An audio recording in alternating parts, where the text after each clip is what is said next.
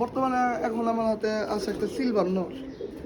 ভাই যারা সিলভার কবুতর পালছেন, যারা সিলভার কবুতর হাতাইছেন, দেখছেন, ধারণা আছে, তারাই বুঝবেন যে এই কবুতরটার ভিতরে কি পরিমাণে আর কি সিলভারের ব্লাড আছে।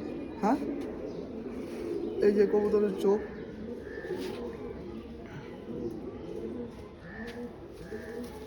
এ হচ্ছে কবুতরের পাখা,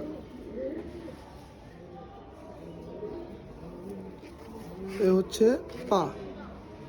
ভাই দুঃখের বিষয়, ভালো কবুতরের বাচ্চা কাচ্চা আসলে আমি রাখতে পারি না। এটার লাস্ট দুইটা বাচ্চা ছিল, একটা বাচ্চা বাজ নিয়ে গেছে, আর আরেকটা বাচ্চা আমার বাসা থেকেই আর কি ধাপড়ির ভিতরে বিড়াল ঢুকে আর কি। ধাপড়ির এইগুলা গ্রিলগুলো আমার বড়, আপনারা দেখেন এই যে এখানে ধাপড়ির যে গ্রিলগুলা, এখান দিয়ে বাচ্চা মাথা বের করছিল, তো বিড়াল বৈশা ছিল, বিড়াল মাথা নিয়ে গেছে। তো এর বর্তমানে কোনো ব্লাড আমার কাছে নাই এই কবুতরটা।